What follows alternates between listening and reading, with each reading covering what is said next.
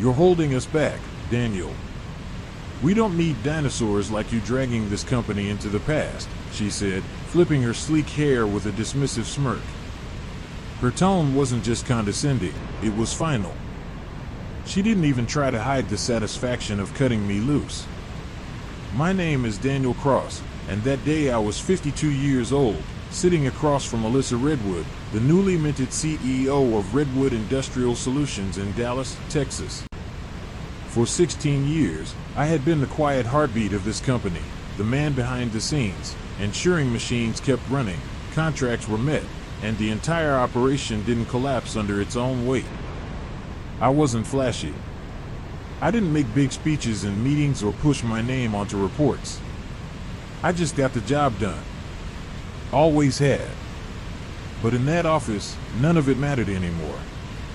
Alyssa leaned back in her leather chair, eyes gleaming with the self-importance of someone who thought a couple of years at an LA business school made her smarter than anyone in the room. Your methods are outdated. We're modernizing. We need fresh energy. Fresh energy. I'd heard enough corporate buzzwords to know exactly what that meant. Get rid of anyone over 50 who remembers how the company really runs. I didn't argue. Didn't beg. Didn't even ask why, because I already knew. Frank Redwood, Alyssa's father and the man who built this company from a single welding machine in his garage, had retired 3 months ago. When he left, so did the soul of this place. I gave Alyssa one last look.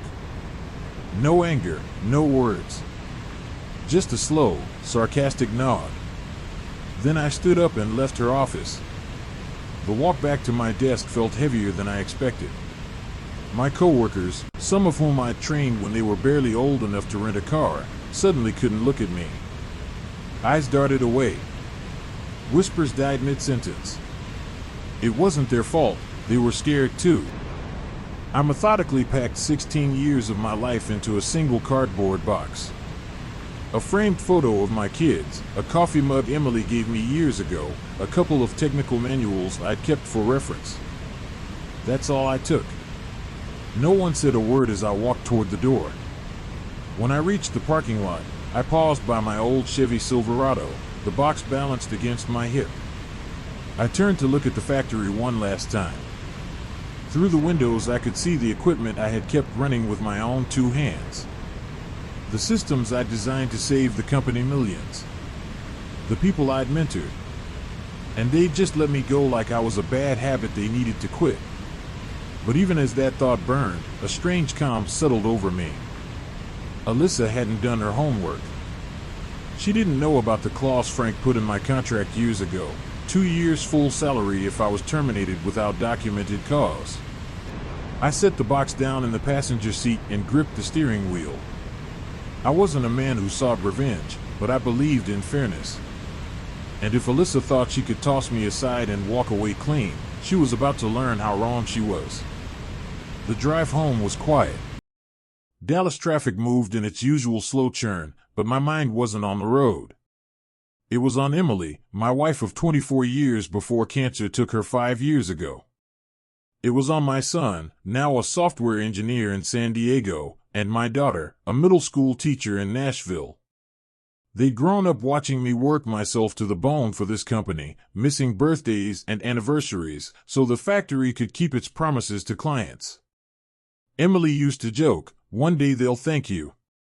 One day they'll realize how much you've built for them."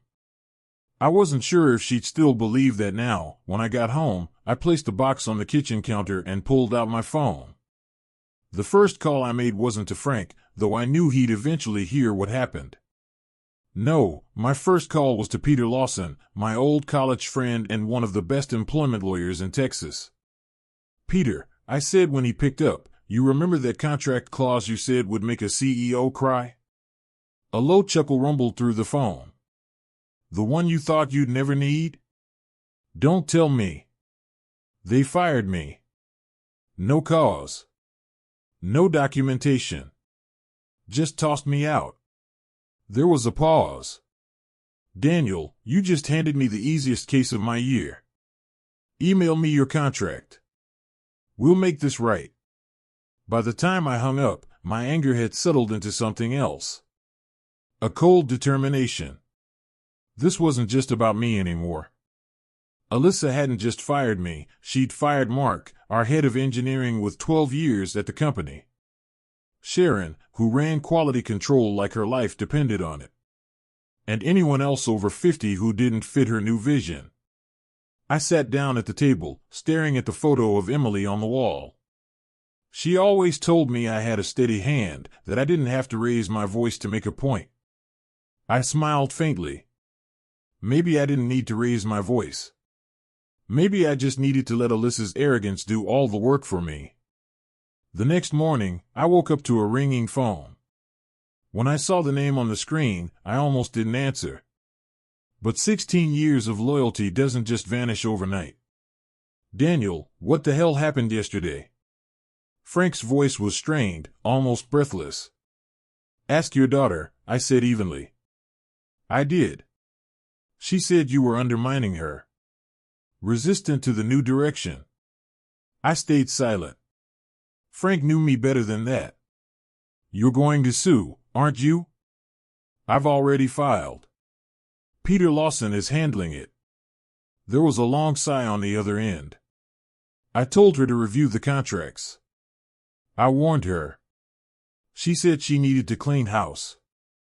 Daniel, she fired you, Mark, Sharon, anyone over 50. My jaw clenched. That the legacy you wanted, Frank? Gutting the company you built with your own hands? You know it's not. But I gave her control. In the background, I heard Alyssa's sharp voice calling for him. I've got to go, he said. The line went dead. I set the phone down and looked out my kitchen window. The maple tree Emily and I planted when we first bought the house stood tall and proud, despite the storms and lightning strikes over the years. We'd nursed it back to health more than once. Some things are worth fighting for. That afternoon, I started making calls. First Mark. Then Sharon. Then everyone Alyssa had let go. Some were panicking, others furious. I told each of them the same thing. Check your contracts. Call Peter. Then I made one more call, to Victor Hale, owner of Titan Components, a competitor who tried to lure me away for years. Still interested in talking? I asked. Victor laughed. Daniel, I've been waiting for this day. Let's meet. As I hung up, I felt the calm again. Alyssa thought she'd humiliated me. She thought I'd slink away into early retirement. She had no idea what was coming. The next morning, I woke up before sunrise, the way I always had when I worked at Redwood Industrial Solutions. My body was used to the rhythm, early mornings, late nights, and no excuses. But this time, I didn't reach for my work boots. Instead, I brewed a pot of coffee and sat at my kitchen table, a notepad in front of me. Revenge wasn't about screaming, yelling, or dramatic confrontations. It was about being patient. Strategic. You let the other person walk themselves off a cliff while you watch from a safe distance. I started with what I knew best, the system. Alyssa thought she fired a dinosaur. What she didn't realize was that I carried the entire factory's operation in my head. The supply chain contracts, the vendor schedules, the machine maintenance timelines, everything. Over the years, I'd built relationships with suppliers, negotiated with truckers, and solved problems that could have shut the place down overnight. Without me? Well, she was about to find out. Before I made my moves, I checked my email. Peter Lawson, my lawyer, had already sent over a draft of the severance demand. Daniel, they violated your contract in at least 3 separate ways. You're entitled to 2 years' salary plus damages. I'll be filing the formal suit today. Sit tight. Also, you wouldn't believe the calls I'm getting. Seems you're not the only one. We're looking at a class action lawsuit. I smiled. Alyssa's arrogance was about to cost her more than she could imagine. By mid-morning, I was at a quiet diner on the outskirts of Dallas, sitting across from Victor Hale, owner of Titan Components. He was a sharp man in his late 50s with silver hair slicked back and a grin that told me he already smelled blood in the water. "You have no idea how happy I am to see you sitting across from me, Daniel," Victor said. "I've been trying to get you on my team for years. Redwood just handed you to me." I stirred my coffee slowly. "I'm not looking for a job, Victor. I'm looking for leverage." His eyebrows went up. "Interesting. Go on." "You know how Redwood has been trying to land the defense contract with Behringer Aerospace?" I asked. "It's worth millions. They've been lowballing their bids, trying to undercut you." Victor leaned in. And Alyssa doesn't know the real costs of production." "Frank did." "I did. But Alyssa? She slashed half the maintenance staff, delayed critical equipment servicing, and fired the people who could keep the lines running.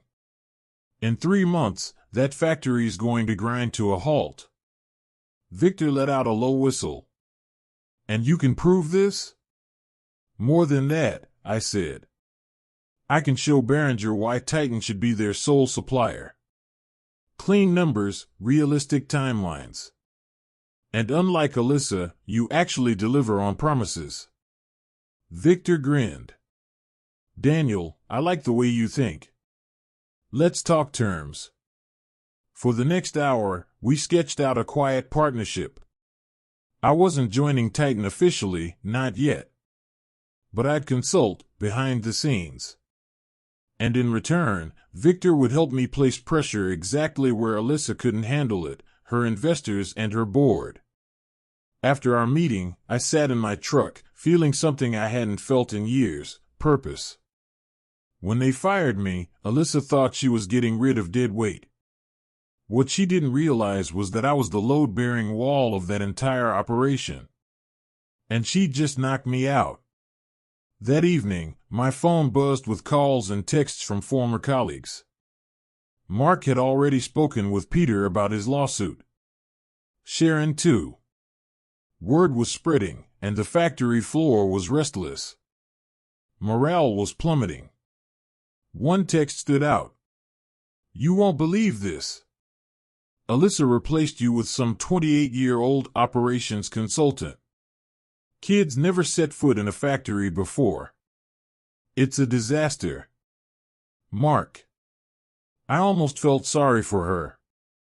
Almost.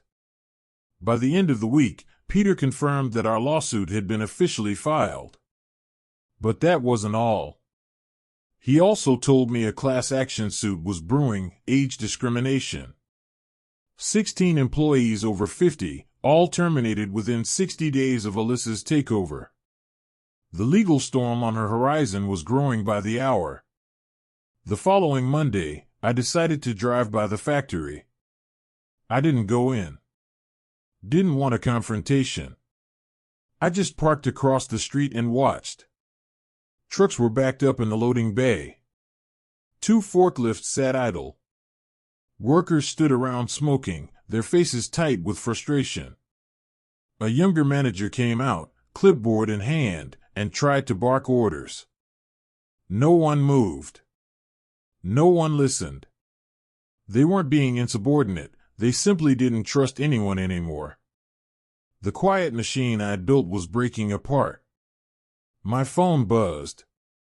It was Frank. "Daniel," he said, his voice low, almost defeated.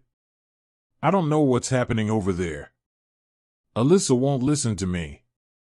Investors are calling me. We're weeks behind on production. She's blaming you." I almost laughed. "Blaming me for being gone? She says you sabotaged the transition." "I didn't have to. She did it herself." Frank sighed. "I made a mistake giving her control. I thought she was ready. She's not." I let the silence hang for a moment. Frank, I warned you years ago. This place runs on relationships, not spreadsheets. You can't fire the heart of a company and expect it to beat the same. There was a long pause. Would you ever consider coming back? That caught me off guard. As long as Alyssa's there? No. Frank didn't answer. I didn't need him to. I knew the board was watching. And I knew they wouldn't sit idly by while millions evaporated. That night, I finalized my proposal for Behringer Aerospace with Victor. It was airtight, with every detail Alyssa's team had overlooked. When we sent it over, Behringer responded almost immediately. They wanted a meeting with Titan. The dominoes were falling. In just 2 weeks, Alyssa had turned a thriving factory into chaos. And I hadn't even raised my voice. But I wasn't done. Not yet. There was one more part of my plan. The part Alyssa would never see coming. And when it landed, it wouldn't just cost her job, it would cost her reputation. Because sometimes, revenge isn't about what you take from someone.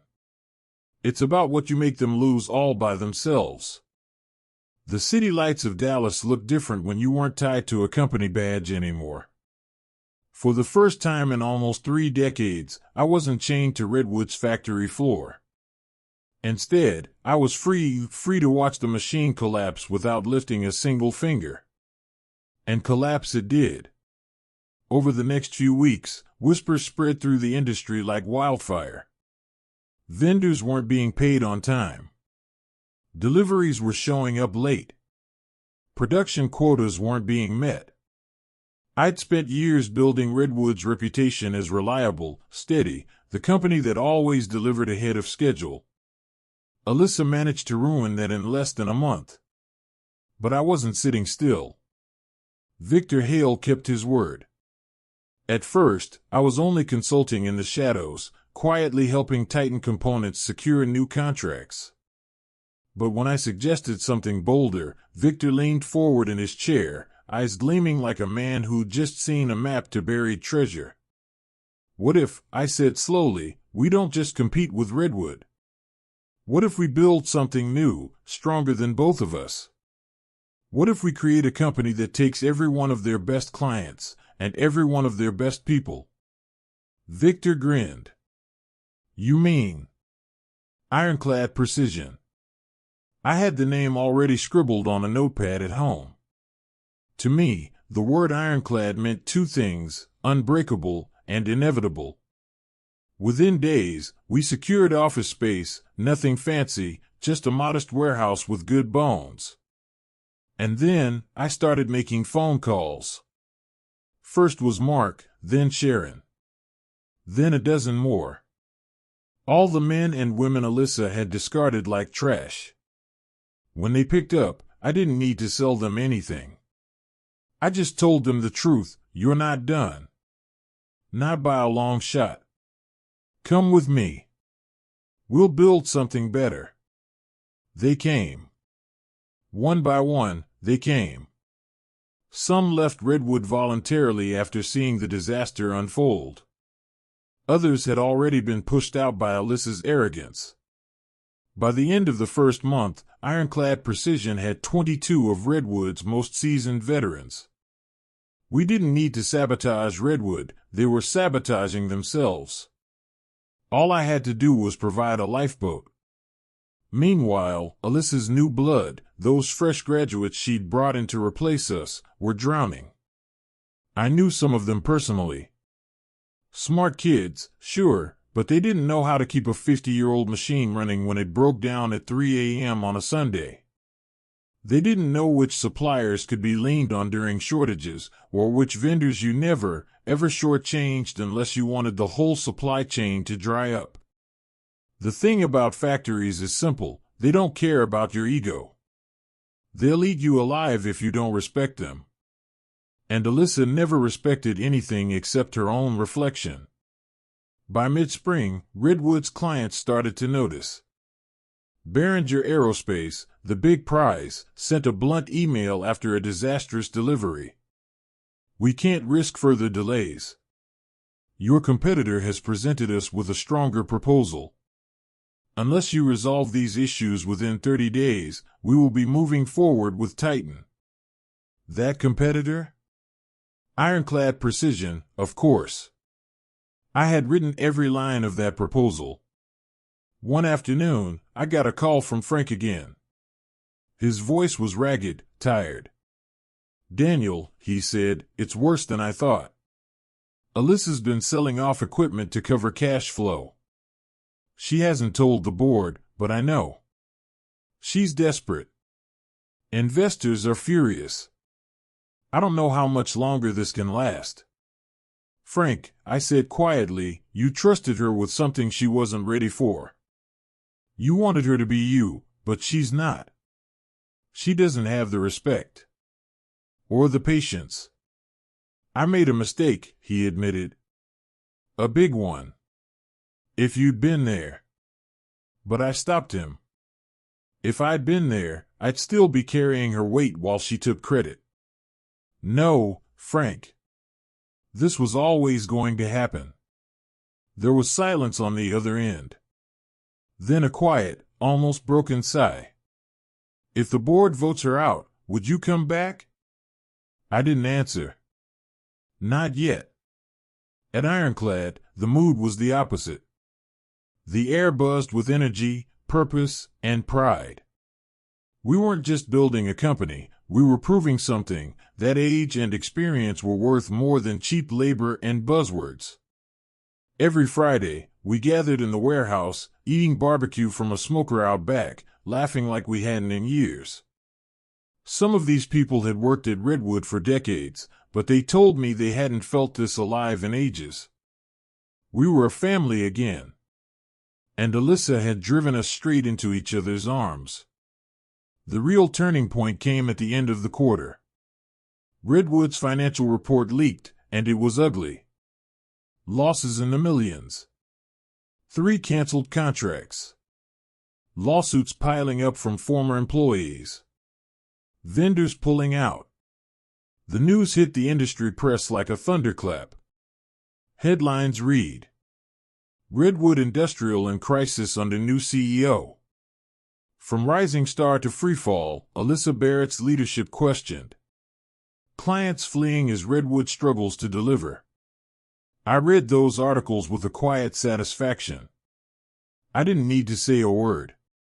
The world was saying it for me. One evening, Victor and I stood in our new facility, watching as machines we'd acquired were being installed. The sound of drills, welders, and laughter filled the air. You realize what's happening, don't you? Victor said. I nodded. Redwood's collapsing. An ironclad is rising from its ashes. He smirked. Alyssa won't survive the next board meeting. They're not going to forgive this. I didn't say anything. But deep inside, I knew he was right. Alyssa had thought she fired me. What she really did was light a match in a room full of gasoline. And now, the fire was out of control. But revenge is best when it's personal. And I wasn't finished. Not yet. I wanted to be there when Alyssa realized it was me behind every door that closed in her face. I wanted her to see me, calm and collected, as everything she built on arrogance turned to dust. And that moment was coming sooner than she knew. Because the board of Redwood Industrial had just scheduled an emergency meeting. And this time, I had an invitation. The morning of the board meeting felt strange.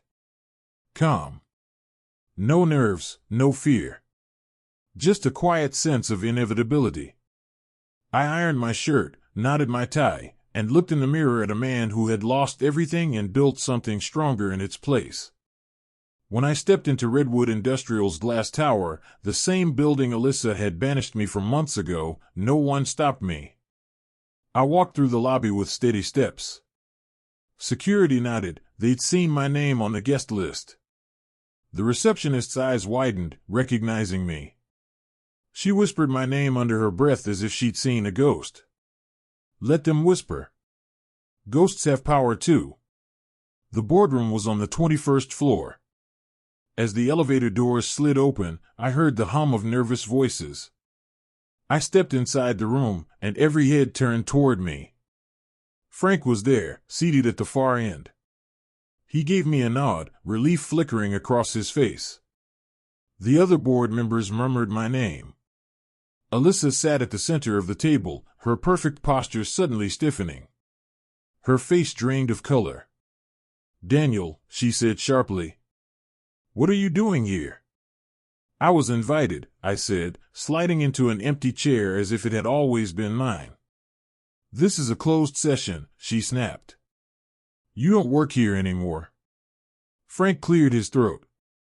Alyssa, Daniel was the architect of this company's success for decades.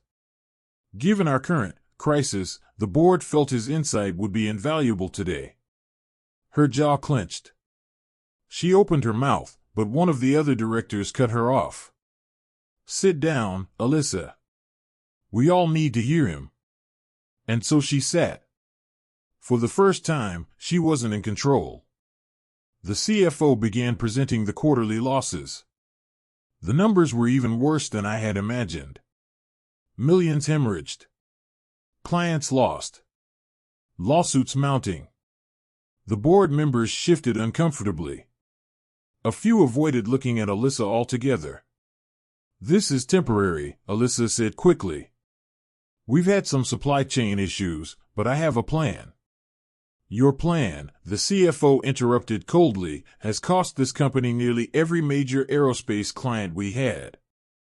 And we have just learned Behringer Aerospace signed a 5-year exclusive contract with Ironclad Precision. The room turned to me. I stayed silent. Alyssa's voice cracked. That's his company. He's sabotaging us. I folded my hands calmly. No, Alyssa.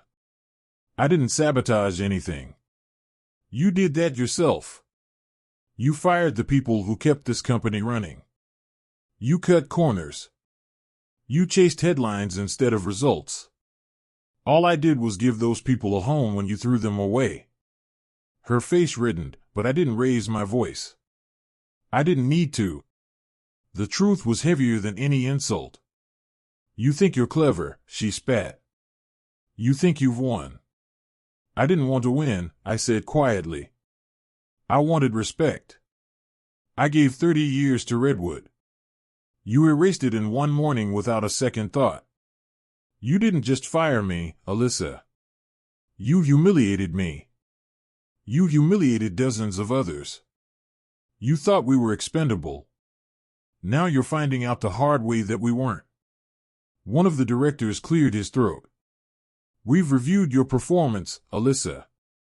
It's clear you mismanaged this company into crisis. We've already prepared a motion for your removal as CEO. Her eyes widened. You can't do that. We can, Frank said, his voice firm for the first time in months. And we will. The vote was swift. Unanimous. Alyssa Barrett was removed as CEO of Redwood Industrial. She looked at me one last time, her eyes filled with rage. This was your plan all along, wasn't it? I stood slowly, buttoning my jacket.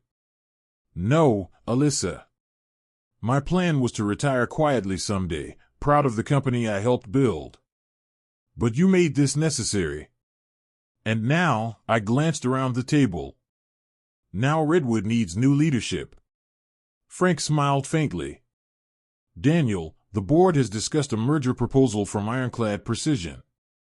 Would you be interested in coming back as CEO of the combined company?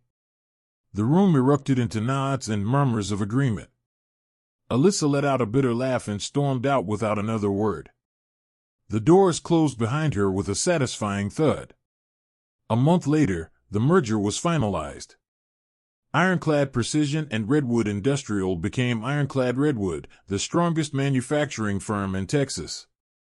Most of Alyssa's new hires were let go. Many of my old team members stepped into leadership roles. At the launch celebration, I stood on the stage and looked out at the crowd. Mark and Sharon smiled from the front row. Frank stood off to the side, pride shining in his tired eyes. This company, I said to the audience, is proof that experience matters. Loyalty matters. And respect matters. We've all been through a storm, but now we build something stronger. Applause thundered through the hall. A year later, I passed Alyssa in a coffee shop downtown. She was sitting alone, dressed casually, her phone buzzing unanswered on the table. She looked up and froze when she saw me. For a moment, I thought she might say something. But she didn't. She just looked down at her cup. I didn't need to speak either. My revenge was never about yelling or gloating. It was about making sure she could never dismiss us again. I paid for her coffee on my way out. Not as a kindness, but as a final reminder. I was still here. I had won without ever raising my voice. And she would remember that forever. Have you ever been underestimated or betrayed? What would you have done in my place? Share your thoughts below. I read every comment. And if you loved the way justice played out, hit that like button and subscribe for more jaw-dropping real-life revenge stories.